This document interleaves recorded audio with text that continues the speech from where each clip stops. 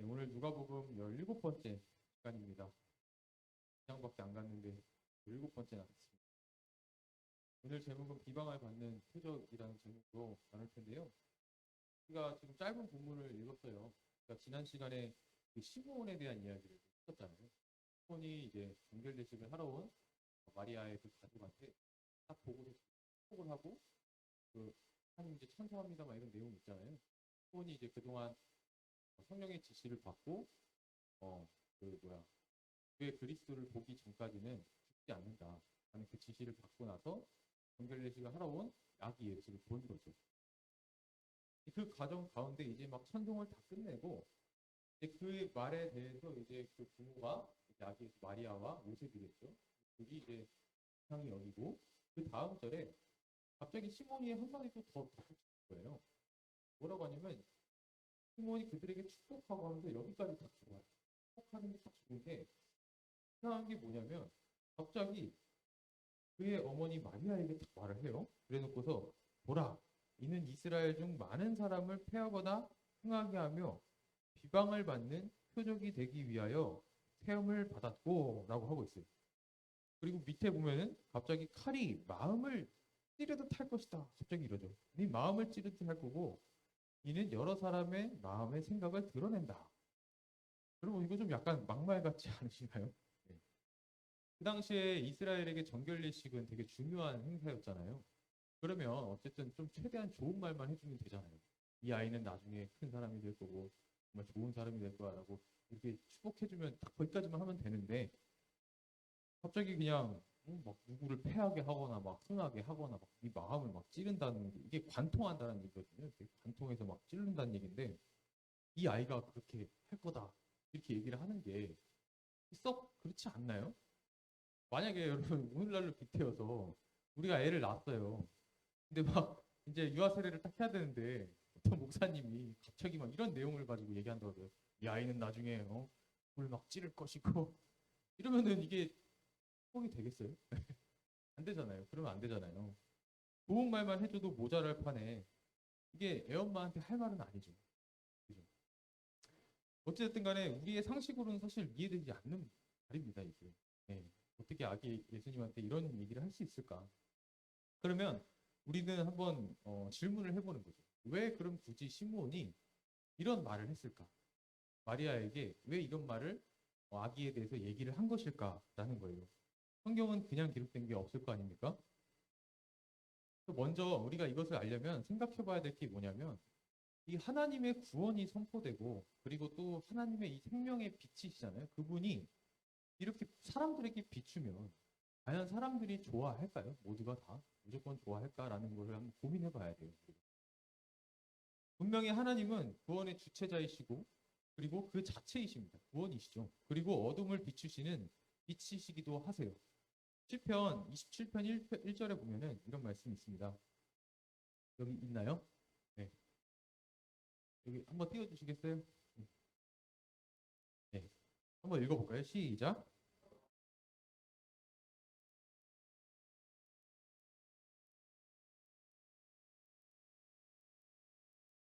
네, 여기 보니까 정확히 여호와는 나의 빛이다라고 얘기하고 있어요. 그리고 나의 구원이다라고 얘기하고 있습니다. 그러니까 하나님은 구원이시며 빛이시죠.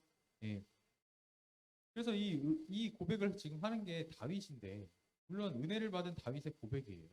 근데 본래 죄 아래에 있는 모든 사람에게 있어서 이 하나님의 구원을 사실은 사람들은 껄끄러워하거든요, 되게. 이게 무슨 말인가? 예. 이 하나님의 구원의 이야기가 아주 잘 담긴 그 이야기가 하나가 있는데 자주 이제 언급이 되는 출애굽 사건이에요. 그때 당시 이하로 한번 돌아가면은 진짜 그래요. 이스라엘이 구원을 그렇게 즐거워하지 않았어요. 예. 출애굽기 6장 5절에서 한번 9절 봅시다. 예. 제가 읽어드릴게요. 이제 애굽 사람이 종으로 삼은 이스라엘 자손의 신음소리를 내가 듣고 나의 언약을 기억하노라. 지금 하나님께서 말씀하시는 겁니다. 그러므로 이스라엘 자손에게 말하기를 나는 여호와라. 내가 애굽 사람의 무거운 짐 밑에서 너희를 빼내며 그들의 노역에서 너희를 건지며 편팔과 여러 큰 심판들로서 너희를 속량하여 너희를 내 백성으로 삼고 나는 너희의 하나님이 되리니 나는 애굽 사람의 무거운 짐 밑에서 너희를 빼낸 너희의 하나님 여호와인 줄 너희가 알지라. 내가 아브라함과 이삭과 야곱에게 주기로 맹세한 땅으로 너희를 인도하고 그 땅을 너희에게 주어 기업을 삼게 하리라. 나는 여호와라 하셨다 하라. 모세가 이와 같이 이스라엘 자손에게 전하나 그들이 마음의 상함과 가혹한 노역으로 말미암아 모세의 말을 듣지 아니하였더라. 그럼 하나님께서 모세에게 이제 출애굽 시킬 거니까 바로한테 가서 너 뭐지 이제 지금 우리 절기를 지키러 나가야 되니까 우리 이스라엘 민족들 다 내보내십시오 이렇게 말하라고 한 거예요. 그러니까 당연히 이제 모세는 그런 기적을 이제 준다고 하셨으니까 하나님께서 자신감 있게 말을 가서 얘기를 했는데 이 바로의 반응이 어땠어요? 오히려 이 자식들이 게을러가지고 지금 일하기 싫어가지고 그러네 하면서 오히려 고역을 더 가중한단 말이에요. 그래서 벽돌을 만들 짚을 원래는 그 애굽에서 줘야 되는 건데 그걸 안 주고 너희들이 알아서. 근데 대신에 벽돌을 만드는 수량은 똑같다라는 거예요. 계속. 그러니까 얼마나 힘들어요. 그러니까 이스라엘이 이게 너무 힘들어가지고 나중에 그 바로에게 말하고 나온 아론과 모세를 보고서 뭐라고 말했어요? 당신들 때문에 지금 우리가 이렇게 힘들어지지 않았냐. 무슨 여호와의 구원이고 뭐고 나발이고 그게 어딨어. 지금 당신들이 헛소리하는 바람에 지금 애굽이 지금 열이 나가지고 우리한테 고역시키고 있지 않냐 하면서 막 욕을 하는 장면이 5장에 나오거든요. 그리고 나서 뒤에 또 이제 그 내용이 나오는 거예요. 아 하나님, 하나님이 가서 얘기하라고 그러지 않았습니까? 이게 무슨 결과냐? 하나님께서 애굽으로부터 우리를 빼내준다고 구원한다면 사람들이 옳거니 좋다 할렐루야 하고 나와야 되는 게 정상인데 우리가 욕을 하더라는 거예요. 이 결과가 완전히 사태가 심각해진 거죠. 그러니까 이제 그 다음에 이제 출애굽 6장 어제 방금 읽은 본문에서 그러는 거예요. 그 얘기를 아무리 하나님께서 좋은 언약을 내가 너에게 기억했고 뭐그 땅으로 내가 인도해서 뭐 하고 다 좋은 얘기 다 해줬는데 정작 뭐예요? 이들이 듣지 않더라. 말을 듣지 않더라라는 거죠. 그러니까 사실은 스케일만 봐도 엄청난 구원입니다. 왜냐하면 이 애굽의 종이었잖아요. 노예가 갑자기 훅 나와가지고 자유민이 된다라는 건 사실 놀라운 기적이거든요. 엄청난 구원인데 심지어 그것만 끝입니까? 창조주 하나님의 백성이 되는 약속에 대한 구원이었단 말이에요. 근데 문제는 이 이스라엘 민족이 현실이었다는 거예요. 네. 너무나도 터무니없는 이야기죠. 그 얘기를 한번 했다가 더 고역이 가중하게 오니까 말도 안 되는 이야기예요. 지금 당장 이스라엘에게 보이는 그 노예된 이스라엘에게 보이는 건 하나님이 아니에요. 그 어미하고 권세 있는 바로 왕이었습니다. 네.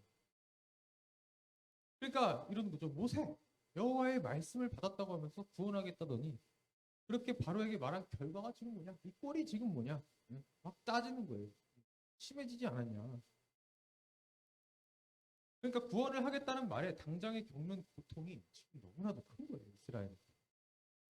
그래서 이후에도 그 하나님께서 그래 그럼 다시 보여줄게 하면서 애굽에게 열 재앙을 막 내리시단 말이에요. 막 재앙을 내리시면서 이렇게 하나님이 역사하시고 이런 것들을 보여줬어요. 그리고 나서 이제 출애굽하려고 막 나와서 홍해 앞으로 딱 갔더니 그들이 어떻게 해요? 할렐루야 하나님 우리는 믿습니다 이랬을까요? 앞에는 홍해 뒤에는 바로의 애굽 군대가 다가오니까 화면 초과가 된 거죠. 거기서 또 불평을 하기 시작합니다. 이럴 거면 내가 그냥 애굽에서 죽었지. 그러니까 나오고 나서부터도 그닥 탐탁지 않았던 거죠. 한번 생각해 보세요. 출애굽을 그 200만의 인구가 갑자기 나왔을 때 현실적으로 한번 생각해 보자고요. 그 집이며 모든 걸 막 버려야 될 건 다 버려두고 나와야 되지. 그 무거운 것들 다 옮겨야 되지. 막상 간다고 하는 그 땅이 사실 눈으로 확인한 땅도 아니에요. 근데 그 말만 믿고 지금 나와야 되는 상황이에요. 내 처자식들 다 데리고 가축들 막 영소 막 소 끌고 막 나와가지고 하는데 이 여간 이게 피곤한 일이 아니거든요. 근데도 이제 하나님의 약속이 그렇다고 하니까 어떻게 저찌저찌 설득을 해가지고 나왔는데 막상 결과가 또 뭐예요? 앞에 홍해, 뒤에 애국 군대 쫓아 죽이려고 쫓아오고 있어요. 이런 상황에서 또 욕을 하는 거죠. 이들이. 그러니까 결국 계속해서 자신들이 받는 이런 손해 그리고 두려움 이런 것 때문에 하나님께서 구원하시겠다라는 그 구원을 이 이스라엘은 바라지 않는 거예요. 난 차라리 이런 구원 안 받을래. 그냥 차라리 애국 가서 살래. 자신들의 기대하고 내가 기대하고 내가 좋아하는 그 구원만을 바라보는 지금 현실인 거예요. 제가 지금 최근에 오늘 라온이가 왔다가 일찍 갔는데 아파요 라온이가 감기 걸려가지고 코하고 기침을 좀 많이 하는 가래가 많이 꼈는데 콧물이 너무 많이 나와요. 그 뭐야, 코로나 걸렸을 땐 콧물 없었는데 지금 콧물 되게 많이 나오는데 이게 코가 막히면 애가 이제 잠을 제대로 못 자고 드르렁 되니까 코를 빼줘야 되잖아요.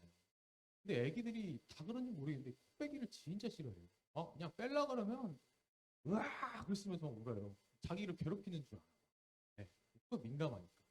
근데 제 마음은 뭐겠어요? 그걸 빼줘야 너가 편히 숨을 쉬고 잠을 잘 거 아니에요. 저는 어떻게 했을 것 같아요? 아프니까 냅둬 이랬을까요? 저도 뺐어요. 그래야죠. 네, 빼야죠. 내가 원하는 구원은 그게 맞죠. 코를 빼서 숨을 쉬게 만들어줘야 되는데 아버님 그거 모르죠. 자기가 뭐, 난 지금 당장 이게 싫단 말이야. 약간 그런 비슷한 느낌이 들어요. 이스라엘 참 어떻게 보면 어리석은 거죠. 이러한 참상에 대해서 하나님이 하신 말씀이 있어요. 이사야서 30장 15절에서 16절입니다. 30장 15절에서 16절. 제가 읽어드릴게요. 주 여호 나왔나요? 네, 한번 읽어보세요. 시작.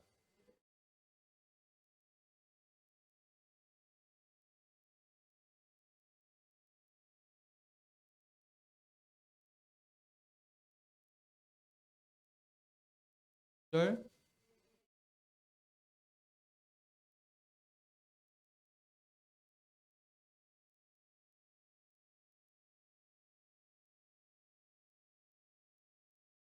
여러분 이거 되게 그 출애굽 사건이랑 비슷하지 않아요? 이 당시는 심지어 지금 그 뭐야 바벨론에게 이제 막 이제 그 뭐야 침략을 당할 당시인데 이 얘기가 너무 출애굽과 똑같지 않나요? 이 홍해에 있었던 이 이스라엘도 잠잠하지 못했죠. 막. 그냥 막 그렇게 떠들고. 그러니까 모세가 뭐라 그랬어요? 너희는 가만히 있어. 이랬단 말이에요. 오늘날 여호와께서 너에게 행하시는 구원을 보라라고 했단 말이죠. 근데 구원이라는 건 그러니까 잠잠히 그 하나님을 바라고 그분만을 끝까지 신뢰해야 하는 거죠. 그래야만 그 구원이 온전히 임하게 되는데 그들이 어떻게 하는 거예요? 그 구원을 해주겠다라는 그 약속을 오히려 뿌리치고 어떻게 하는 거예요, 지금? 너희가 원하지 않았다. 원하지 않고 이르기를 우리가 말을 타고 도망가면 더 빨리 도망갈 수 있어요. 그러는 거죠. 홍해가 갈라질지 누가 알았겠습니까?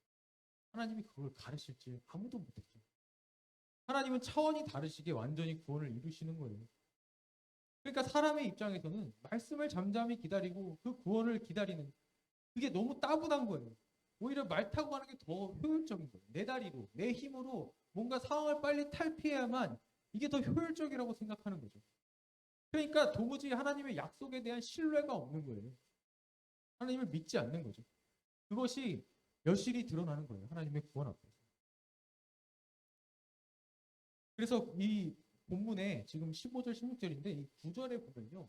이들을 가리켜서 하나님께서 이 패역한 백성, 거짓말하는 자식들이요. 여호와의 법을 듣기 싫어하는 자들이다. 이렇게 얘기하고 있어요. 하나님의 말씀 듣기 싫어한다는 거죠. 어떻게 보면 그런 거죠. 그 구원 우리도 알아요. 예. 목사님, 강도사님 이제 그만 말해요. 그런 거 이제 필요 없어요. 이제는 막 회개하라고도 좀 하지 마세요. 좀 이제 좋은 말만 해줘요. 우리 그 구원 안다니까요. 나에게 이제 축복된 말 좀 해주세요. 많은 날 오늘날 교회들이 이런 것들을 바라죠. 남 이야기가 아닙니다, 사실. 하나님은요, 하나님이 친히 행하시는 그 구원을 자기 백성으로 하여금 그저 끝까지 믿고 끝까지 신뢰할 것을 원하시거든요, 항상. 왜냐하면 그렇게 함으로써 하나님이 누구신지가 드러나고 진짜 그 하나님이 위대하시다라는 것을 성도가 알게 되는 거예요. 그러니까 하나님의 구원은 전적으로 결국 뭘 요구하냐면 믿음을 요구하는 거예요. 믿음. 사람이 할 수 있는 일이 아니기 때문이죠. 네. 그 말은 즉슨 내가 부정되어야 된다는 얘기입니다. 내 사고방식과 내 상식, 내가 계산적인 내 계산, 콩박이 사라져야만 그 하나님 수준에서 행하시는 그 구원함을 우리는 볼 수 있는 거예요. 다른 말로 말하면 곧 나 자신이 죽어야만 한다는 겁니다. 그래야 그 죽은 나를 하나님이 살려내셔서 구원하신다는 얘기예요. 누가복음 9장 23절 한번 보겠습니다. 누가복음 9장 23절에서 24절 제가 읽어보도록 하겠습니다. 또 우리에게 이르시되 아무든지 나를 따라오려거든 자기를 부인하고 날마다 제 십자가를 지고 나를 따를 것이니라. 24절 누구든지 제 목숨을 구원하고자 하면 잃을 것이요 누구든지 나를 위하여 제 목숨을 잃으면 구원하리라. 예수님께서 하신 아주 유명한 말씀이잖아요. 너무나도 잘 아시는 말씀이잖아요. 근데 내가 나 스스로를 내 힘으로 구원하려고 그러면 어떻게 된다고 그래요, 지금? 잃어버린다. 근데 주님을 위하여 제 목숨을 잃어버리면 그가 구원을 얻는다. 그러니까 내가 포기가 돼야 돼요. 완전히 전적인 포기가 돼야 된다는 거예요. 그러니까 하나님이 이루시는 구원은 내 존재 전부를 잃어야만 얻을 수 있다라는 것이다 라는 것을 주님이 말씀해 주시는 거죠. 잃지 않으면 절대 얻을 수가 없는 겁니다. 조금이라도 거기에 나의 생각과 의지, 기대가 반영되면요. 결코 하나님 앞에 그 구원에 합당하지 않다라는 거예요. 이 예수의 십자가를 의지하며 따른다라는 말은요, 여러분. 나 자신을 결국 잃어간다는 말과 똑같은 겁니다. 네. 내가 뭔가 하기 싫은 거 억지로 해가지고 막 참고 하는 게 십자가를 지는 게 아니에요, 여러분. 네. 나의 가능성을 차단시켜버리는 거예요, 날마다. 그래야 완전한 그 사랑을, 하나님의 사랑과 구원을 의지하게 된다니까요. 네. 그러나 이 아담 아래에서 이 선악 판단의 주체가 된 이 모든 인간은요, 사실 절대 자기 자신을 죽이려 하지 않습니다. 그런 거죠. 내가 죽으면 무슨 의미가 있어? 그렇잖아요. 내가 죽으면은 나 구원 못 받는 거잖아. 그럼 무슨 의미가 있어라고 생각해요. 나 플러스 주님 같이 있어야 되는 거예요, 항상. 네. 성경은 그러죠. 내가 그리스도와 함께 십자가에 못 박혔나니 내가 사는 게 아니라 내 안에 그리스도께서 사는 건데 우리는 무의식적으로 계속해서 나도 있어야 돼. 나도 살고 주님도 살아야 돼. 이렇게 생각한다는 거예요. 그래서 내가 곧 구원을 받아야 되고 내가 천국을 가기 위해서 예수를 믿어요. 네. 내가 바라는 구원, 내가 바라는 천국들. 그래서 자기 자신의 존재를 부정하는 일이 절대 용납될 수 없는 거예요. 그러니까 유대인들에게 있어서 가장 소중하게 여겼던 그 가치들을 예수님께서 짓밟고 무너뜨리시자 어떻게 해요? 용납을 못하시는 거예요. 그게 하나님의 아들일지라도. 사람들이 그럼 자기 자신을 부정하지 않는 이유가 뭘까요? 왜 도대체 나 자신을 죽이기가 그렇게 싫어할까요? 다른 거 없습니다. 내 행위를 의지하기 때문에 그래요. 내 행위가 가치 있다라고 여기기 때문입니다. 자기 행위를 의지하게 되면 자기 행위의 모든 기준을 두기 시작합니다. 내가 이렇게 하면 하나님이 기뻐하실 거고 내가 이렇게 하지 않으면 하나님께서 영광 안 받으실 것 같고 내가 이렇게 해야만 사람들에게 덕이 될 것 같고 그렇게 되면 자꾸 나의 행위만을 치장하게 돼요. 이렇게 내 행위로서 하나님을 판단하게 되는 거죠. 그럼 그렇게 치장하면 그 속에 있는 마음의 그 관심 자체가 내가 가지고 있던 그 관심이 아예 사라지는 거예요. 그러니까 하나님을 향한 그 마음이 사라지는 거죠. 자신의 마음에 있는 더러움을 숨기기 위해서 오히려 더 행위를 강조하는 거예요. 내 마음의 어떤 부패함을 더더욱 하나님 앞에 난 부끄러운 모습을 보이면 안 되니까 자꾸 내 행위로서 하나님을 기쁘시게 만드는 거예요. 근데 하나님은 중심을 보신다 그랬잖아요. 가려질 수가 없죠. 아담과 하와가 선악과를 따먹고 무화과 나무 잎사귀로 아무리 그 옷을 가려봤자 그 원어로 보면 그냥 띠거든요. 치마도 아니에요. 그 치마가 띠예요. 이게 가려지겠냐라는 거예요. 가려지지 않는다라는 거예요. 그럼에도 불구하고 이 행위로서 내가 마치 가려질 수 있다라고 착각을 하는 거예요. 바리새인들이 그랬죠. 바울도 그런 얘기를 하잖아요. 내가 율법 아래에 있을 때 이 율법을 내가 열심히 막 지키려고 하는데 율법이 오히려 계명을 타고 와서 죄가 돼가지고 나에게 죄를 더 드러내더라 이렇게 얘기를 하는 거예요. 그러니까 나는 겉으로 표면적으로 율법을 잘 지키고 열심히 살고 사람들에게 박수를 받는 것 같은데 내 안에서는 끝까지 이 죄가 나를 정죄하고 있더라는 거예요. 우리 역시도 그렇죠. 요한복음 3장 17절에서 20절 한번 봅시다. 네. 제가 읽어드리도록 하겠습니다. 하나님이 그 아들을 세상에 보내신 것은 세상을 심판하려 하심이 아니요 그로 말미암아 세상이 구원을 받게 하려 하심이라. 그죠? 구원을 받게 하려고 예수님께서 오셨대요. 이게 요한복음 3장 16절 바로 다음에 나오는 말씀이거든요. 근데 18절에 보니까 그를 믿는 자는 심판을 받지 아니하는 것이요 믿지 아니하는 자는 하나님의 독생자의 이름을 믿지 아니함으로 벌써 심판을 받은 것이니라 하고 19절 그 정죄는 이것이니 곧 빛이 세상에 왔으되 사람들이 자기 행위가 악함으로 빛보다 어둠을 더 사랑한 것이니라. 20절 악을 행하는 자마다 빛을 미워하여 빛으로 오지 아니하나니 이는 그 행위가 드러날까 하니요.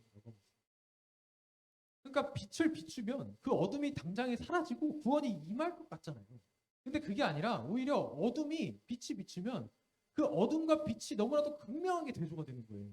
어둠은 더 어두워지는 거고 빛이 더 밝아지는 거죠. 그러니까 얼마나 어둠이 어두운지를 드러낸다는 역할을 하는 거예요. 그게 성경에서 말하는 구원의 빛의 역할이거든요. 창세기 1장에 보면은 태초에 하나님이 천지를 창조하시니라 하시고 그 뒤에 2절에 보니까 혼돈과 공허와 흑암이 널려 있었다 그랬어요. 근데 그 가운데 하나님께서 뭐라고 해요? 하나님이 이르시되 빛이 있으라 하니까 빛이 생겼고 어둠이 사라졌습니까? 아니죠. 빛과 어둠을 나눴단 말이에요. 네. 그러니까 빛이 비추는 거는 빛의 역할은 1차적으로 그 어둠이 얼마나 어두운지를 드러내는 역할을 한단 말입니다. 인간에게 이 어둠과 같은 인간에게 그 빛이 하나님이 비추면요. 우리 인간의 그 죄악된 더러움이 드러나는 거예요. 네. 그러니까 빛이 왔는데도 빛을 미워하는 거죠, 사람들이. 네. 예수님이 오셨는데 왜? 어둠 가운데서 자신의 악행이 드러날까봐 이걸 하나님께 보여주기 싫은 거예요. 드러날까봐.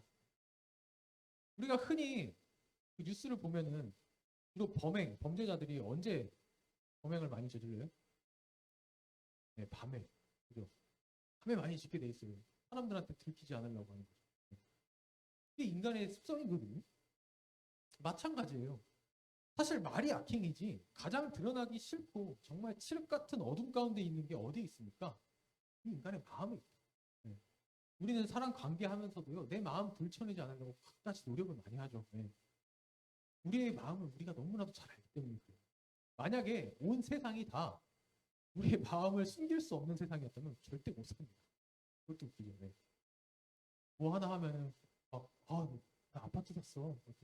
진짜? 와, 너 너무 잘 됐다. 정말 정말 잘 됐다. 속으로는 그래서 재수 없어. 말하면서 얼마나 그래요. 네. 근데 우리가 하나님 편에서는 안 그러겠냐라는 거예요. 네.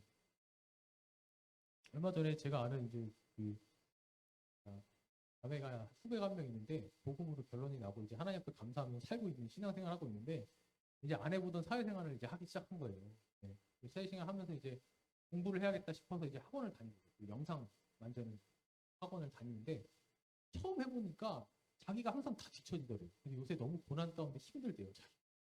자기 때문에 수업도 미뤄지고 막 이러는데 옆에 있는 어떤 사람은 하루 빠졌는데도 수업을 다음에 오면 너무 잘한대요. 그러니까 너무 꼴도 보기 싫다는 거예요. 막 겉으로는 와 되게 잘한다. 와 나 좀 가르쳐줘 하는데 속으로 그런 생각을 했다는 거죠. 네. 한평생 그 교회에서 정말 열심히 해왔던 자매인데 그런 마음이 들더라는 거죠. 우리도 뭐 예외는 아니죠 사실. 그러니까 우리가 인간의 이 마음이 그래서 예레미야서 4장 23절에 보면은 그 창세기에 있는 그 혼돈과 공허와 흑암이라는 그 개념을 가지고 인간의 마음을 그렇게 설명을 하거든요. 이스라엘의 타락한 그 실상을 혼돈과 공허와 흑암, 빛이 없음이라고 표현을 한단 말이에요. 그래서 하나님을 믿는 백성, 곧 유대인들은 예수님을 미워했던 거예요. 자신들이 나면서부터 지켜왔던 그 율법 행위와 그 자존심이 짓밟히니까 결국 죽이는 겁니다, 예수님. 그러니까 그를 사랑하고 그 율법을 열심히 지켰다라고 한 그 이유는 더 마음 가운데 근원적으로 파고 들어가 보니 자신의 어떤 기대, 복받을 기대, 자신들이 원하는 어떤 구원, 지금은 당장 이루어지지 않지만 나중에 있을 내가 뭔가 한 자리 하는 그 구원을 그 성취를 위해서 했다라는 것을 하나님 예수님께서 드러내신 거예요. 그러니까 결국에 그 근원에 결국에 누가 있어요? 하나님이 아닌 내가 있는 겁니다. 그래서 애써 자신들의 그러한 탐욕이 드러날까봐 사람들은 무서워서 어둠으로 피하는 거예요. 빛으로 나아오지 않습니다. 이 아담 아래에 있는 모든 인간이 하나님의 그 구원과 그 방식을 싫어해요. 그래서 전 역사에 걸쳐서 그게 나타나거든요. 하나님을 인간들이 너무나도 싫어했다라는 드러난 사건이 뭐였습니까? 십자가였어요. 더 이상 변명할 수 없이 드러난 거잖아요. 이 죄인들이 창조주 하나님마저도 죽인 사건이 바로 이 십자가였다는 거예요. 그래서 하나님께서 구원을 이루실 때의 핵심은요. 어디로부터 구원이냐면 본질적인 구원이에요.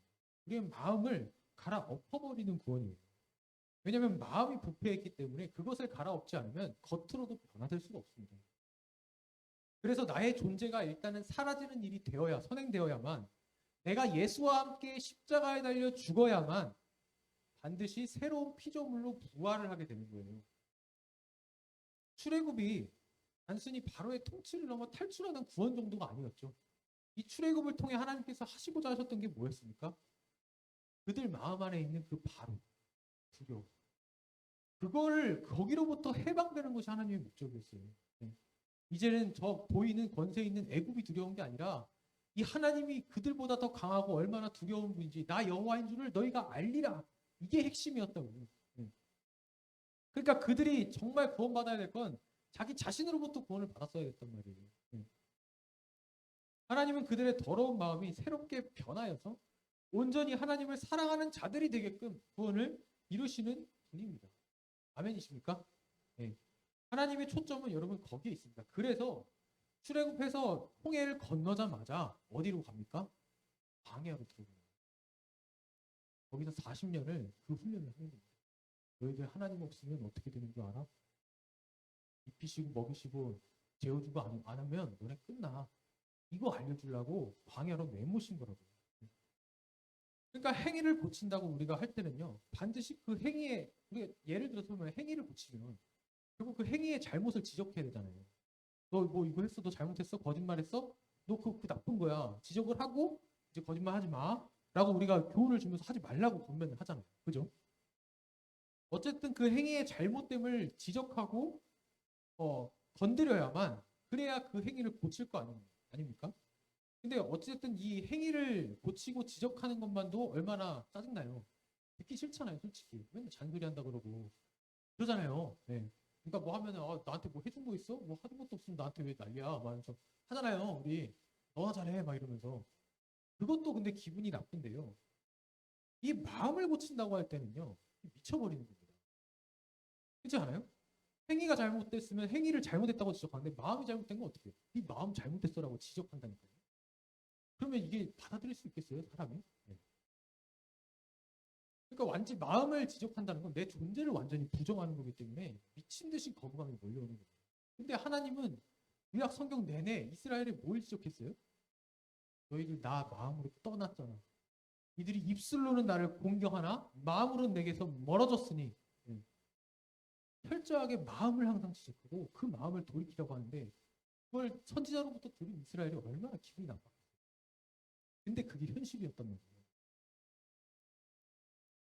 여러분 복음이라는 건요 율법과 다릅니다. 율법은요 행위만 몇 개 고치라고 그냥 지적만 하면 고치면 돼요. 복음은요 심령을 꿰뚫습니다. 그러니까 이 복음을 전하는 자들의 메시지를 들으면요 찔리는 거예요. 마음이. 행위는요 내 마음을 감추고 포장하기에 너무나도 좋은 겁니다. 네. 그래서 왜 주님께서 행위로부터 구원이 임하지 않는다라고 얘기했겠어요. 믿음으로 말미암아 구원을 얻는다라는 말이 괜히 있는 말이 아닙니다. 그래서 사람들은 이 부패한 마음들을 건드리는 그 복음을 전하는 자들을 굉장히 싫어합니다. 저 사람은 뭔데 맨날 자꾸 나에 대해서 알지도 못하면서 왜 자꾸 내가 봐? 막 듣기 싫어 죽겠어. 막 들키는 것 같고 막 그렇거든요. 네. 그러니까 율법 설교를 좋아하는 거예요. 그래서 어쩌라고요? 아니 강사 어떻게 하라고요? 이거. 근데 이 복음을 미워하면은 결국 누구를 미워하는 겁니까? 주님을 미워하게 되는 거거든요. 그러니까 남 이야기하는 것은 되게 좋아해요, 사람들은. 행위적인 것으로 남을 지적하는 건 좋아하는데 만약에 그것이 내 이야기가 되면 싫은 겁니다.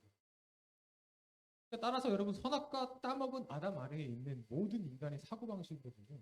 절대 하나님의 구원을 기뻐할 수가 없습니다. 예수를 믿으려면 내 자신을 부정해야 합니다. 말 맞다나 전도하러 나가서 예수 믿으세요 정도가 아니라 여러분 예수를 믿으려면 그 생명을 얻기 위해서 내 목숨을 잃어버려야 합니다. 만약에 이렇게 전한다고 해봐요. 누가 옵니까? 네. 예수님이 그렇게 해주잖아요. 이게 제 말 아니잖아요. 네. 만약에 그 복음을 받아들이고 진짜 기뻐하는 사람이 있어요. 맞아요. 내가 생각해보니까 인생을 살다 보니까 나에겐 소망이 없음을 알았는데 그 말을 들어보니까 진짜 그 복음을 믿어야 되겠네요. 만약에 그런 사람이 나타난다면 그건 정확히 성령 하나님이 일하시는 겁니다. 인간의 사고방식으로는 이해할 수 없는 거예요, 절대. 그래서 고린도전서 1장 23절에서 24절에서 이렇게 얘기하죠. 우리는 십자가에 못 박힌 그리스도를 전하니 유대인에게는 거리끼는 것이요 이방인에게는 미련한 것이대. 왜요? 유대인들은 자기 행위 때문에 이 십자가로 자기 행위를 부정하는 게 너무 싫은 거예요. 나 왜 잘하고 있는데 나 틀렸다 그래? 거리끼는 거죠. 이방인은 어떻게 돼요? 그럴 거면 뭐하러 살아? 뭐하러 나를 부정하고 쪼다같이 맨날 믿음으로 살아? 나 혼자 살 수 있는데? 미련해 보이는 거예요. 근데 24절에 오직 부르심을 받은 자들, 부르심을 받은 겁니다. 내가 간 게 아니에요. 그러니까 주님에 의해서 진짜 성령에 의해서 부르심을 받은 자들에게는 유대인이건 헬라인이건 그리스도는 하나님의 능력이요 하나님의 지혜다 라고 얘기를 하고 있는 거죠. 이런 일이 실제로 일어나죠. 네. 이러한 개념 아래서 오늘 본문을 한번 보세요. 그러면은 이해가 쉽습니다. 네. 여기 34절에 보면은 시므온이 그들에게 축복하고 그의 어머니 마리아에게 말하여 이르되 보라 이는 이스라엘 중 많은 사람을 패하거나 흥하게 한다. 흥하게만 하지 않아요. 패하거나 흥하게 한다 그래요. 근데 여기서 이 패한다라는 건요. 무너뜨린다라는 뜻이고요. 이 흥하게 하다라는 단어가 헬라어로 이제 아나스타시스라는 단어인데 이게 어쩔 때 쓰냐면요. 부활, 예수님의 부활과 관련된 단어를 쓸 때 써요. 부활이에요. 무너뜨리고 다시 부활시킨다. 그것을 위해서 지금 이 아기 예수님은 세움을 받았다라고 얘기를 합니다. 이게 뭐예요? 무너지고 쇠하고 흥하여서 부활하는 거 십자가잖아요. 부활이 있기 위해서는 반드시 나의 모든 사고와 가치가 무너져야만 한다라는 겁니다. 그래야만 죽음 없는 부활은 없으니까. 죽음이 있어야 부활로 넘어가는 겁니다. 여러분 십자가를 믿고 내가 그분의 은혜를 받는다는 건요. 단순히 나를 조금 더 개발시켜서 나를 더 나은 사람으로 만드는 게 아닙니다. 완전히 죽고 세례를 받음으로써 새로운 사람으로 다시 태어나는 거예요. 네. 그 초점을 잃어버리시면 안 됩니다. 우리 성화라고 하잖아요. 성화가 정말 내가 나아집니까? 아니에요. 진짜 성도의 성화는요. 내가 날마다 그리스도와 함께 죽고 그분과 함께 거해야만 내가 진짜 온전히 거할 수 있는가를 날마다 깊이 더 알아가면 알아갈수록 그분만을 더 의지하게 되고 믿게 돼요. 그걸 진짜 성화라고 하는 거예요. 네. 사람은 자신이 노력한 열심으로 그 쌓아놓은 일이요. 아까워서라도 이것이 틀렸다라고 분명히 나왔음에도 불구하고 고치지 않으려는 성향이 있습니다. 십자가는 그것을 틀렸다라고 해요. 부정하였다고 부정합니다. 그리고 어떻게 하냐면 새 것으로 세우시기를 원하시는 겁니다. 그러니까 이 행위가 너무나도 아까워서 올바른 주님께서 올바른 진리의 말씀을 전했는데 그들은 어떻게 해요? 자기의 판단으로 그거 틀렸어라고 판단해버리죠. 그러니까 그 행위, 자기들이 여태까지 살아오면서 어렸을 때부터 쌓아왔던 그 생활들, 율법 지킴들을 이게 너무 아까우니까 결국 어떻게 돼요? 이거를 부정해야 하는 십자가를 비방하는 거예요. 그래서 여기 밑에 보면은 패하거나 흥하게 하며 비방을 받는 표적이 되게 한다. 예수님은 철저히 그 비방받는 표적 뭐예요? 십자가죠. 한번 생각해 보세요, 여러분. 표적이 뭐라 그랬어요? 뭐 기적들 일어나는 거잖아요. 표가 되는 기적인데 기적이 일어나면 왜 비방을 받습니까? 오히려 기적이 일어나면 와 할렐루야 하나님이 일하셨다라고 박수치고 할렐루야 할 일이 아니에요? 근데 비방을 받는 표적이 있어요? 네. 표적을 행했는데 비방을 받는데 이거 뭐라는 얘기예요 이게? 십자가라는 얘기예요. 십자가. 유대인에게는 거리끼는 것이요 헬라인에게는 미련한 그 십자가 표적을 얘기하는 거예요 지금. 우리가 지난 시간에 봤을 때 구유의 표적이 있었죠. 짐승들을 위해 먹이가 되는 미련한 구유의 표적이었죠. 맥락인 거죠. 이거를 너 직접적으로 지금 드러내는 거예요. 시몬이 이 인물을 통해서 성경 기자가 드러내는 거죠. 바로 이 예수 그리스도는 그 십자가에 달려 사람들이 비방하는 그 십자가에 달리시기 위해 세움을 받은 분이다. 단순히 우리 이 땅에 오셔서 우리 사회를 개혁해주고 뭐 정치적으로 뭐 잘 돼주고 이런 정도의 개념으로 오신 분이 아니라는 거예요. 내가 잘 먹고 잘 살게 해주는 분이 아니라는 겁니다. 우리 주님은요 철저하게 그 십자가의 표적 그 자체가 되기 위해 세움을 받았습니다. 그렇게 함으로써 우리에게 근본적인 생명을 주러 오신 거예요. 너희에게는 다른 게 필요한 게 아니라 내 생명이 필요하다라는 것을 가르쳐 주려고 하는 거죠. 그래서 이 가르침은 주님의 말씀에 의해서 항상 어떻게 돼요? 사람들은 비방을 하니까 미움을 받는 거예요. 하나님의 가르침. 요한복음에 보면 너희가 나중에 미움을 받게 될 것이라고 그러잖아요. 근데 그거는 너희를 미워하는 게 아니라 나를 미워하는 것이다. 라고 주님이 말씀하시는 거예요. 그 이야기가 실제로 이제 사도행전에 가면은 진짜 그런 일들이 벌어져요. 처음에는 막 3천 명이 돌아오고 이렇게 막 놀라운 역사가 일어나는 것 같죠. 근데 그 뒤로 가보세요. 핍박받아요. 네. 사도행전 28장 22절 보세요. 네, 한번 읽어보시겠어요? 그러면 시작.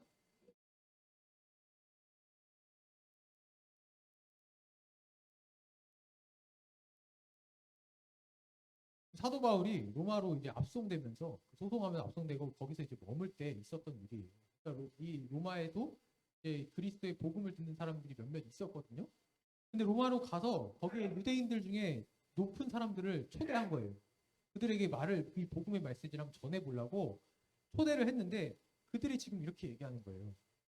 예, 우리가 너의 사상, 바울에게 지금 말하는 거예요. 너의 그 사상, 너의 그 가르침이 어떠한지 내가 듣고자 한다. 근데 이 파에 대하여는 이 파, 지금 여기서 말하는 이 파는 그리스도죠. 기독교죠. 기독교에 대해서는 어디서든지 반대를 받는 줄 알기 때문에 내가 한번 들어볼게 지금 이런 말이에요. 그러니까 지금 이 당시에 예수 그리스도를 믿는 그리스도의 복음을 전하는 자 다 어떻게 사람들이 어떻게 했다는 거예요? 반대했다라는 겁니다. 지금. 그래서 실제로 유대인들이 이 사도 바울을 고발한 거잖아요. 반대했잖아요. 더 잘 믿는 게 아니라니까요. 네. 그래서 오늘 본문을 다시 돌아와서 그 밑에 그런 표적을 세움을 봤어요. 바로 주님은 그렇게 세움을 받았는데 35절로 이제 가면은 또 얘기가 나옵니다. 또 칼이 내 마음을 찌르듯 한데요. 그 말은 무슨 말입니까? 죽음에 이르게 한다는 얘기입니다. 여러분 근데 우리가 예수와 함께 죽어야 된다, 죽어야 된다라고 얘기를 하는데 죽음이 도대체 뭡니까? 어떻게 하면 죽는 겁니까? 우리가 예수와 함께. 고민해 보셨어요, 여러분?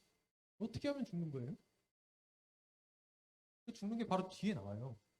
그러면은 이는 여러 사람의 마음의 생각을 드러내려 함이니라.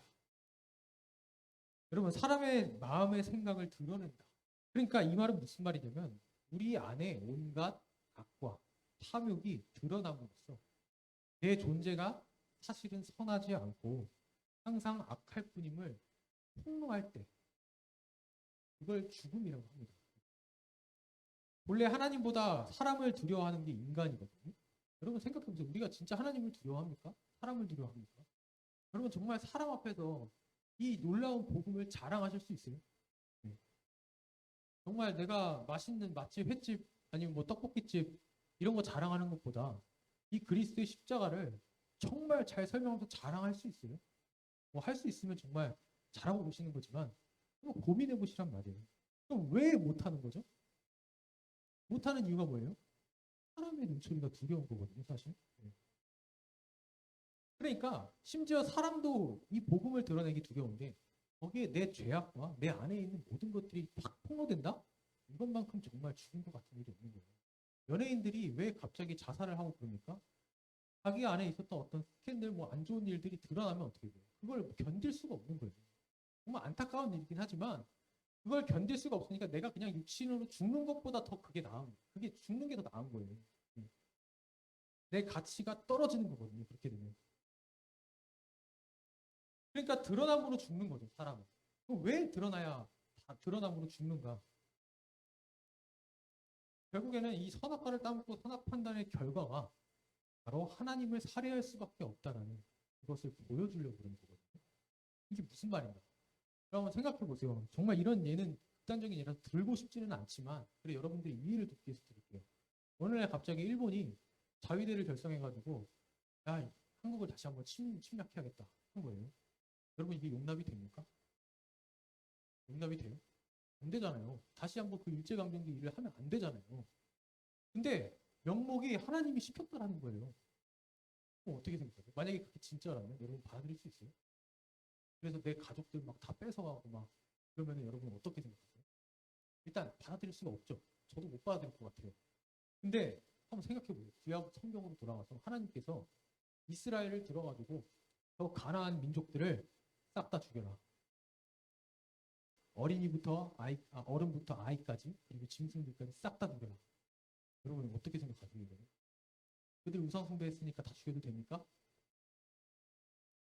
그들 가운데서도 우상을 섬겼다고 하지만 잘 살고 있어요. 자기들끼리 가난한.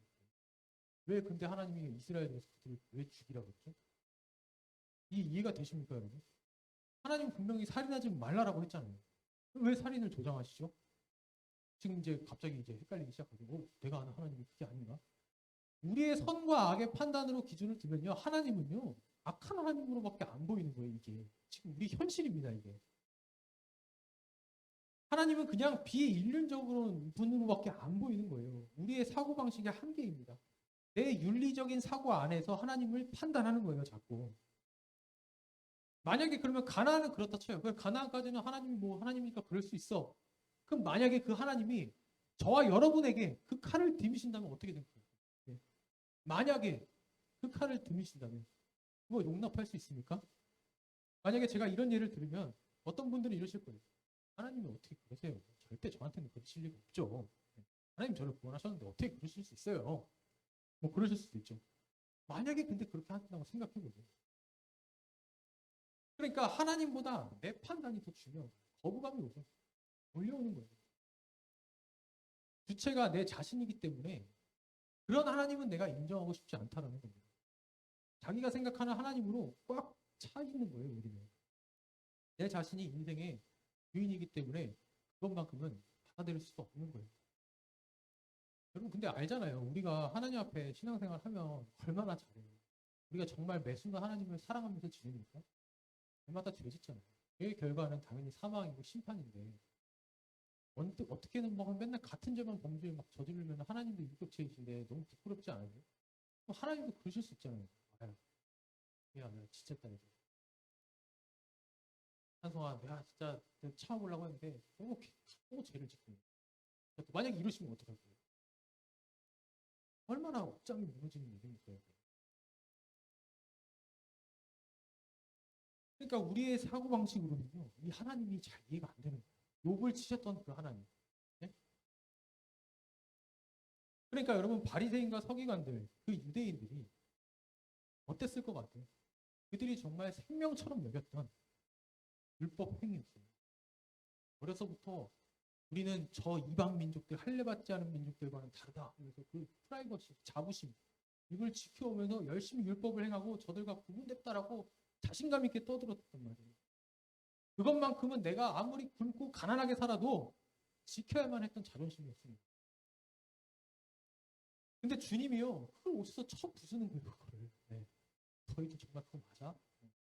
너 정말 그거 하면서 나 사랑하고 있니? 미치겠는 거죠, 이들이.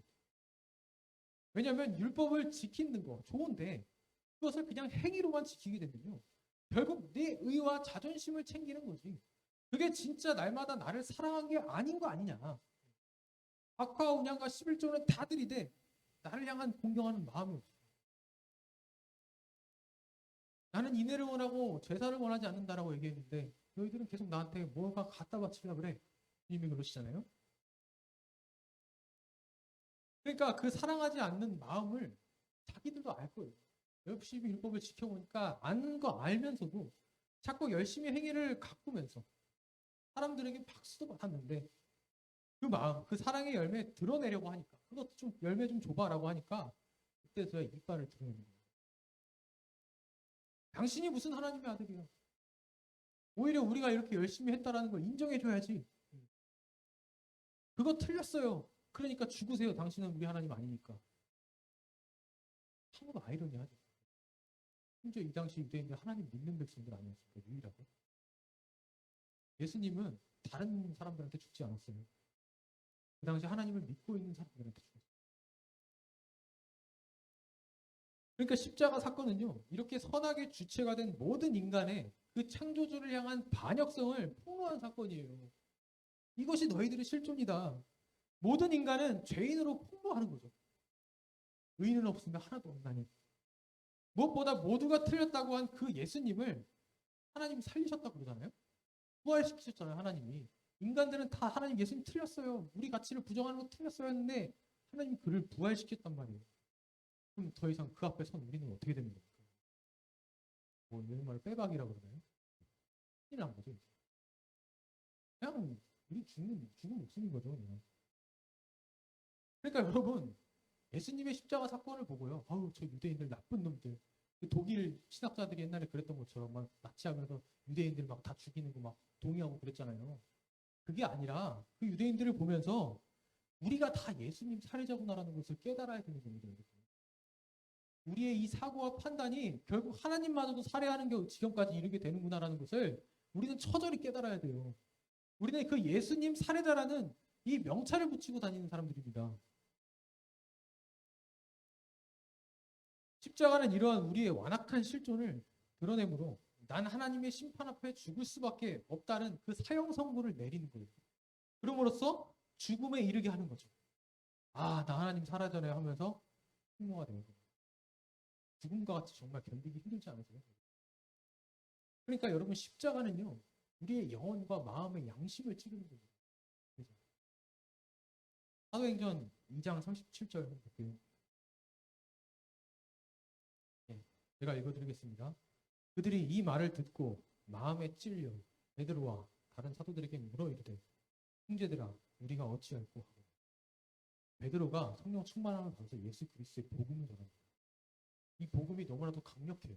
그냥 하나님이 너희들을 살리셨다 정도의 개념이 아니었거든요. 이 예수를 너희가 십자가에 못 박았다라고 그들의 모든 죄악들을 다 드러냅니다. 그리고 나서 근데 이 하나님께서 이 예수를 너희 앞에 살리셔서 오늘날 너희에게 이렇게 얘기하니까 그들이 어때요? 마음이 찔려서 사도 베드로한테 얘기합니다. 어떻게 해야 돼? 이거 찔리는 거야. 어떻게 해야 돼? 나 이거 죄인으로 폭로되고 나 이제 끝났는데 어떻게 해야 되냐? 베드로가 그 다음에 뭐라고 하는 줄 아세요? 주 예수 그리스도의 이름으로 세례를 받고 회개하라. 우리키라는 겁니다. 하나님 사랑하시니까 그냥 무조건 와. 예, 회개하라. 여러분 율법으로 행위로 찔리는 거는 이거는 그냥 아무것도 아니에요. 사실 우리 사람을 불편하게만 만듭니다. 근데 마음에 찔림이 있어요. 그래야 사람이 돌이키게 됩니다. 참된 복음적 설교는요. 마음과 영혼을 찌르게 돼 있어요. 그렇게 함으로 주님께로 회개케 하는 겁니다. 사도들이 했던 것처럼 그 마음을 돌이키게 만드는 거예요. 내 자신이 어떤 자인지를 깨닫게 함으로써. 그런데 우리가 이 죽음을요. 자발적으로 할 수 있습니까? 근데 문제는 이 죄를 내가 스스로 폭로가 돼요? 이게 쉽지 않은 거예요. 내 자신은 이미 나 중심적으로 생각하기 때문에 내 스스로 이게 안 된다는 거예요. 내가 아무리 예수님 믿고 난 폭로해서 정말 주님의 은혜를 붙들며 살아야지 해도요. 돼요, 마음이. 어떻게 우리가 죽고 부활에 이룰 수 있습니까? 오늘 본문에 다시 또 힌트가 나와요. 35절 보세요. 35절 보면은 또 칼이 내 마음을 찌르듯 칼이니라고 되어 있거든요. 근데 여기서 내 칼이 여기 칼은요 긴 칼을 얘기하기도 하고요 이 창을 의미하기도 해요. 사실은. 근데 그 칼이 내 마음을 찌른다고 했을 때 이때 이 마음은요 헐트가 아닙니다. 이게 뭐냐면은 헬라어로 푸시케예요. 푸시케가 뭐냐면 살아 숨쉬는 육체와 뭐 숨, 영혼 모든 걸 다 포함할 때 가리키는 존재의 단어예요. 그러니까 이게 무슨 말이에요? 창으로 긴 칼 창으로 네 마음, 푸시케, 네 존재를 찌른다, 관통한다라고 했을 때 실제로 그 관통한 자가 누굽니까? 우리 육체가 관통했어요? 아니잖아요. 예수님이 바로 그걸 관통하시는 거예요.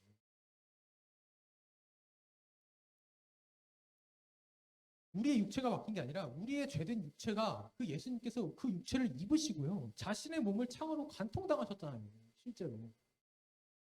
그분이 친히 우리의 육체를 입고 우리와 하나가 되어서 찔러 죽어주시는 거예요. 그것을 암묵적으로 이렇게 의미해서 내포하는 거거든요. 단어를 푸시케라는 걸 씀으로써 마음이 아니라 그 뒤에 나오는 마음의 생각을 드러낸다 했을 때 그 마음은 또 다른 단어예요. 진짜 마음을 의미하는 단어입니다. 로마서 6장 5절에서 9절 한번 보겠습니다. 제가 읽어드리도록 하겠습니다. 만일 우리가 그의 죽으심과 같은 모양으로 연합한 자가 되었으면 또한 그의 부활과 같은 모양으로 연합한 자도 되리라. 6절 우리가 알거니와 우리의 옛사람이 예수와 함께 십자가에 못 박힌 것은 죄의 몸이 죽어 다시는 우리가 죄에게 종노릇하지 아니하려 함이니 이는 죽은 자가 죄에서 벗어나 의롭다 하심을 얻었습니다. 8절. 만일 우리가 그리스도와 함께 죽었으면 또한 그와 함께 살 줄을 믿노니 이는 그리스도께서 죽은 자 가운데서 살아나셨음에 다시 죽지 아니하시고 사망이 다시 그를 주장하지 못할 줄을 알미라. 여러분 아멘이죠. 바로 이거예요. 주님이 죽으신 그 십자가는요. 우리가 죽을 수 없는 그 죽음을 주님이 대신 죽어주시는 거예요. 너희로서는 불가능하지 않냐. 죄밖에 낼 수 없는 너희밖에 모르는 너희들이 어떻게 예수와 함께 죽을 수 있겠니? 그러니까 내가 친히 내려와서 너희의 육체를 입고 너희의 저주를 모두 가져가 버림으로써 십자가에 달려 죽으시는 거예요. 그 모든 죄악을 껴안으시고요. 그리고서 너도 이제 이미 심판을 받았고 너도 이미 죽은 자야. 그러니까 내가 부활할 때 너도 이제 새 생명으로 살았단다라는 것으로 여겨주시는 거예요. 그렇게. 이게 정말 은혜가 아니고서 뭡니까? 오늘 부활절이라고 하잖아요. 부활은 이런 거예요, 여러분. 네. 단순히 예수님 부활했어, 와 할렐루야 기쁘다 정도의 개념이 아니라 나도 거기서 함께 예수와 함께 부활하고 새 생명으로 이제 살고 죄 아래에서 더 이상 종노릇하지 아니하는 새 생명이 되었구나라는 것을 선포해 주시는 거예요. 성경을 통해서. 그게 바로 부활이라는 겁니다. 그럼 그 부활의 생명으로 살아나면 내 존재가 어떻게 되겠어요? 이 은혜까지, 이 사랑까지 알게 되면 어떻게 됩니까? 그동안 우리의 마음이 그 생각이 얼마나 짧고 부끄러운지를 크게 드러나는 거예요. 더. 네. 이 사랑 하나님 이렇게까지 나에게 하셨는데 내가 이렇게밖에 좁은 마음 갖고 못 품었나? 얼마나 하나님 앞에 내가 정말 죄스러운가? 이게 떠오르지 않겠어요, 여러분? 네. 은혜를 아니까도 면목이 없는 거예요. 근데 하나님이 나를 살려주셨대. 얼마나 기쁩니까? 정말 세상이 말할 수 없는 기쁨인 겁니다. 이건. 그래서 결국에는 사도 바울이 얘기하는 것처럼 우리는 법 아래 있지 않고 은혜 아래 있게 됩니다. 은혜 아래 있다는 건 뭐예요? 나는 그분의 은혜만 붙들어야만 살 수 있다는 것을 전제하는 거예요. 내가 없다는 얘기입니다.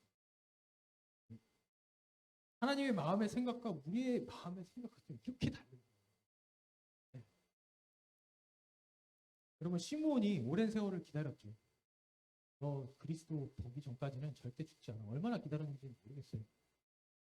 근데 우리가 지난번에 시므온에 대한 구약의 예언 봤었잖아요. 그래요? 시므온 참 비참하죠.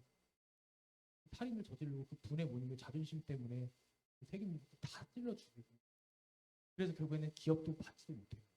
결국에는 유다 지파에 의해서 겨우 먹여 살리는 정도, 먹고 사는 정도.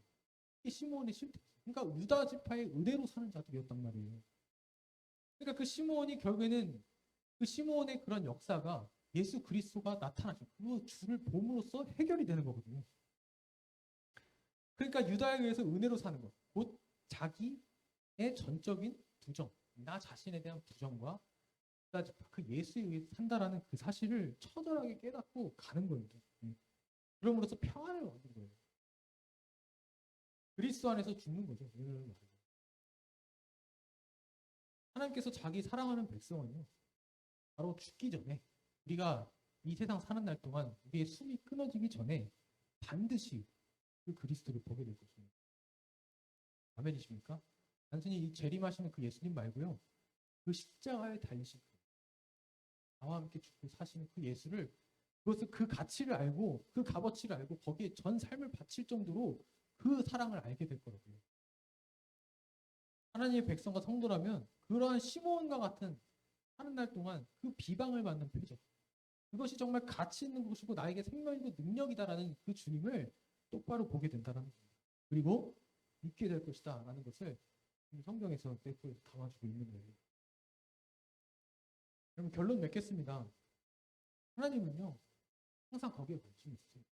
우리가 사는 날 동안에 우리에게 그러한 주님을 보게 해주시길 원하는 거예요. 그러니까 하나님은 계속 우리에게 날마다 찾아오셔서 그거 알려주시는 거예요. 뭘 통해서든지 간에. 최근에 여러분 제가요 정말 하나님 앞에 뒤통수 맞는 사건이 있었어요. 제가 출애굽기를 묵상하다가 바로 그 4장에 보면은 하나님께서 그 모세를 이제 부르시거든요. 그리고 보내세요. 근데 이상한 말씀이 거기 있어요. 뭐냐면 내가 너희에게 이적을 행할 능력을 다 줄게. 그래서 바로한테 행하라 라고까지 얘기해요. 좋잖아요. 근데 그 뒤에 뭐라고 하냐니 근데 그 바로가 절대 너희를 보내주지 않을 거예요. 내가 그 바로의 마음을 완악하게 할 거거든. 가라는 거예요, 말라는 거예요. 네. 한 이적을 행했으면은 그 결과가 따라야 되는데 안 될 거래. 이게 도대체 뭘까 묵상하다가 이 열재앙이 진행되면서 계속 그런 말씀을 하시거든요. 근데 생각해 보세요. 우리 한국 사람 입장에서 유대인들에게는 6 다음에 7이 완전수잖아요. 그럼 7번째까지 가면 거기서 팽당했으면은 좀 하나님한테 따질만 하잖아요. 아씨, 포기하자. 아론 형한테 형님 이제 그만합시다. 뭐 얘기해봤자 뭐 합니까? 우리 이제 그만하고 그냥 애굽에서 삽시다. 이렇게 할 수도 있잖아요. 한국 사람이었으면 어떻게 해요? 한 3번까지 갔을 거예요. 그죠? 3번까지 갔다가 팽당하니까 아이씨 되겠다. 포기하자. 이랬을 거란 말이에요. 근데 모세는요 10번까지 가죠. 모세가 대단한 게 아니라요. 그 10번까지 가고 나서 마지막 그 재앙이 하기 전에 하나님께서 출애굽기 10장에서 그런 말씀을 해요. 내가 너를 이렇게 보내는 건 그들에게 내가 누구인지를 드러내라. 이게 하나님의 목적이에요. 그러니까 하나님의 관심사는요. 효율적인 거를 따지는 게 아니에요. 하나님께 필요한 자들은 하나님과 함께하면서 그 말씀에 수종드는 사람이 필요했던 거예요. 그것이 비록 실패이고 내가 그것을 돌이키지 아니할지라도 내 말을 너가 듣느냐 안 듣느냐에 관심이 있으신 거예요. 하나님은. 제가요 그 말을 듣고 엄청 깨진 이유가 뭐냐면 제가 이제 이번 학년도 목사 안수를 받거든요. 근데 자꾸 현실적으로 계산을 하는 거예요. 어떻게 목회를 해야 되고 막 효율적으로 카페는 어떻게 운영 막 이런 복잡하니까 막 미치겠는 거예요. 애도 있고 하니까 막 현실적인 문제가 막 고민이 되고 막 생각을 하니까 제가 연약해요. 막 그런 고민을 하게 되니까 막 머리가 복잡하고 아파 죽겠는데 어떻게 해야 되냐 막 하면서 하다가 이 말씀을 다 묵상하고 나서 제가 진짜 완전히 잘못 생각하고 있어요. 주님이 필요하신 거는 그 현실적인 어떤 효율적으로 뭐 성도들 이런 게 관심이 있는 게 아니라 주님과 날마다 관계하는 차가 필요했던 거예요. 그 순간 제가 정말 많은 걸 잊고 있었더라고요. 네. 하나님이 그걸 뒤통수한테 다 치시는데 그렇죠. 주님 나에게 전부 내어주시고 자신의 육신까지 내어주셔서 나와 함께하고자 관계하시고 나에게 모든 거 알려주시고 말은 또 그렇게 하잖아요 제가. 근데도 이렇게 연약해요. 그렇게 순간순간마다요. 네. 그 깨닫게 하시니 너무 감사하더라고요 제가. 주님 제가 잊었던 그 마음을 다시 되찾았습니다. 주님 나를 좀 긍휼히 여겨주시고 불쌍해 주셔서 주님의 합당한 종들을 이런 기도를 제가 했어요.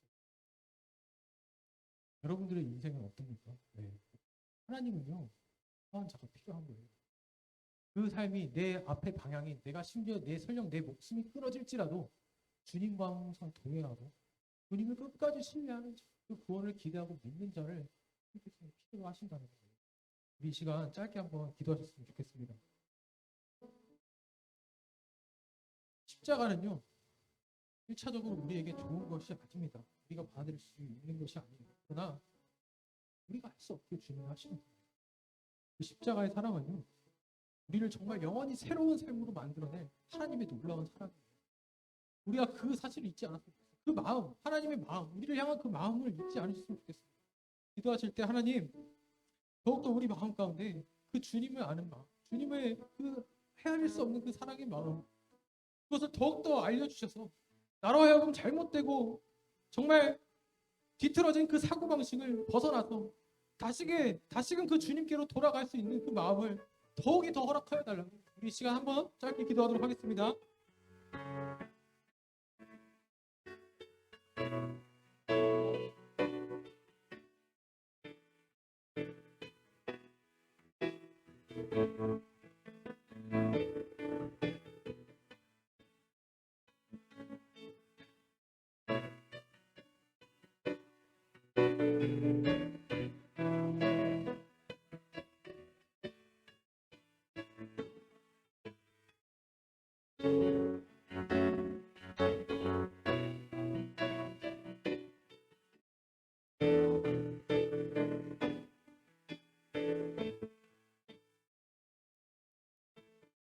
주님 감사합니다.